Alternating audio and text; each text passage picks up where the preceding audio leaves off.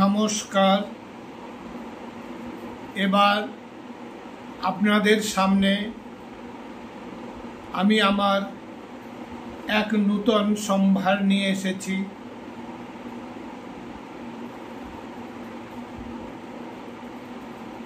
গীতাঞ্জলি, সঞ্চয়িতা,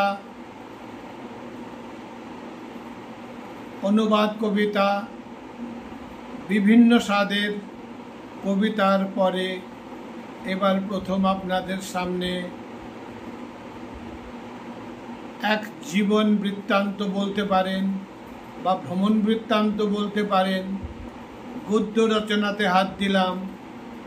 আমার প্রথম গদ্য রচনা আপনাদের সামনে পেশ করছি। কেমন লাগলো জানাবেন। যদি লাইক, কমেন্ট, শেয়ার করেন তাহলে আমি নিজেকে মূল্যাঙ্কন করতে পারবো, আরও নতুন কিছু দিতে পারবো।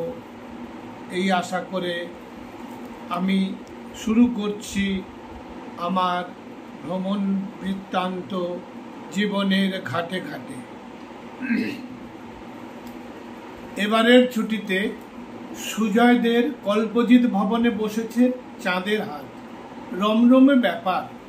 বড় মেয়ে এসেছে তার দুই মেয়ে টিয়া আর সিদ্ধিকে নিয়ে, ছোট মেয়ে সায়নী এসেছে ছেলে অর্ক আর মেয়ে শ্রিয়াকে নিয়ে।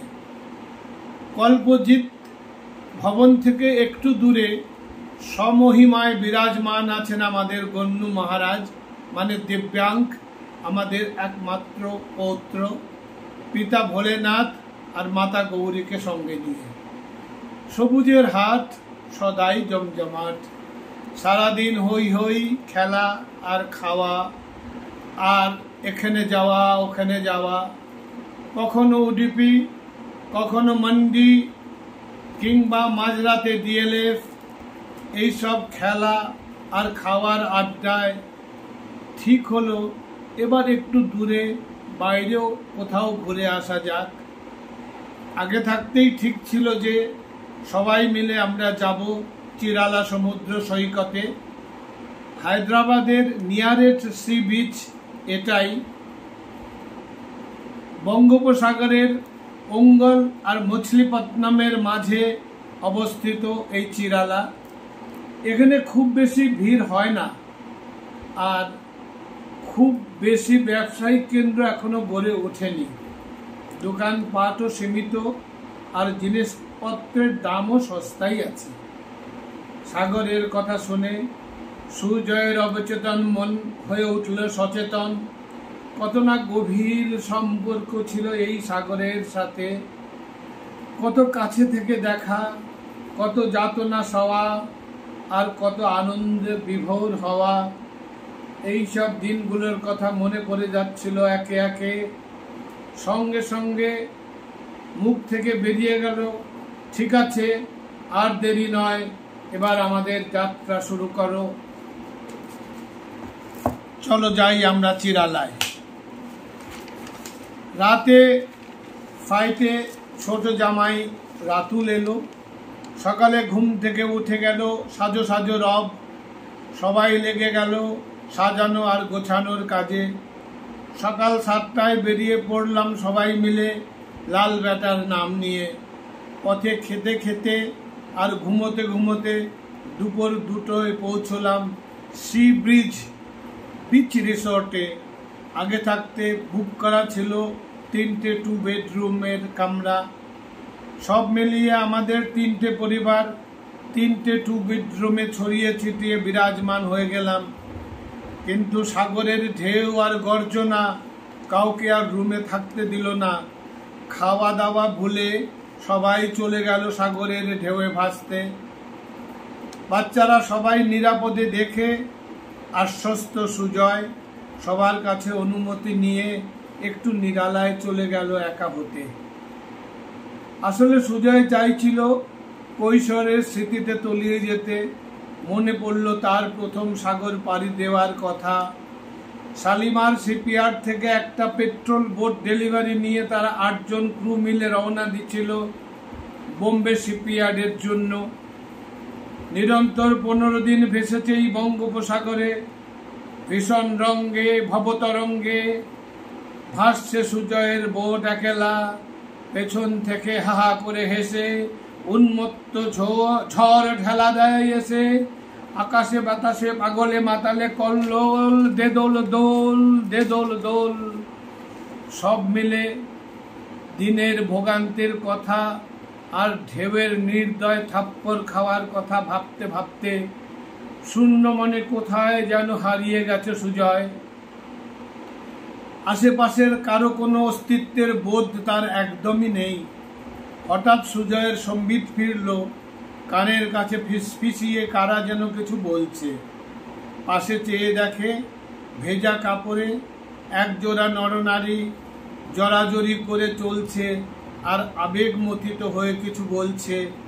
বোধহয় ওরা হনিমুনে এসেছে কোনো এক হংস মিথুন।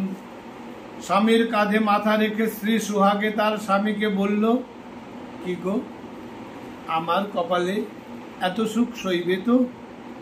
বড় ভয় করে গো, কাঁধটা চিরদিন কি থাকবে আমারই?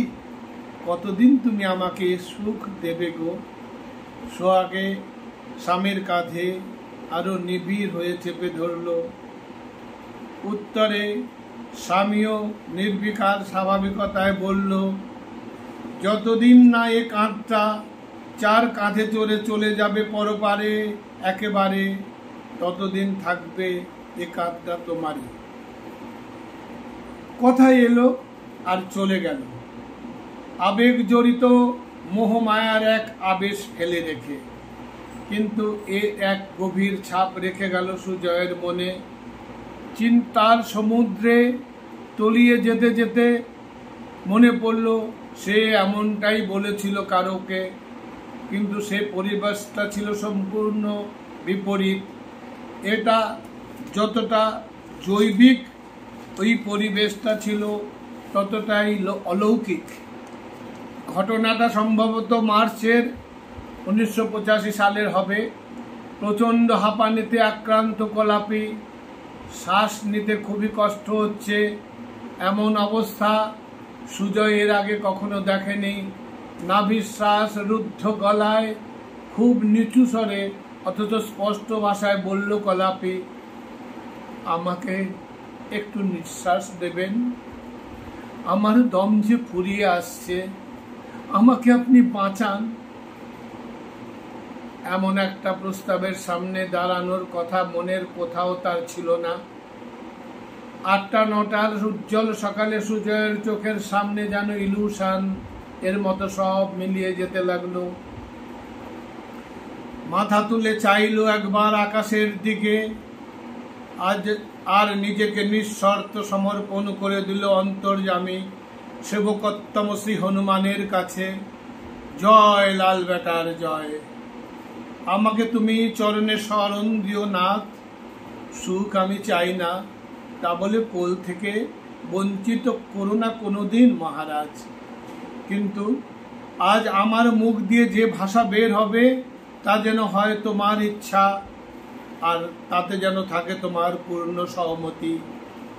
তোমার ইচ্ছা করহি পূর্ণ আমার আপন কাজে। তোমাকে সাক্ষী রেখে বলছি, আমার নিঃশ্বাসে বাঁচে যদি আপনার প্রাণ, আজ থেকে এটা আপনার। এ দেহে যতদিন থাকবে প্রাণ, আপনার নিঃশ্বাসে কোনোদিন পড়বে না তার। বাঁচব যতদিন, অন্ধজনে দিয়ে যাব আলো, আর মৃতজনে দিয়ে যাব প্রাণ অফুরান। পান্থজনের সখাহে তোমারই হোক জয়।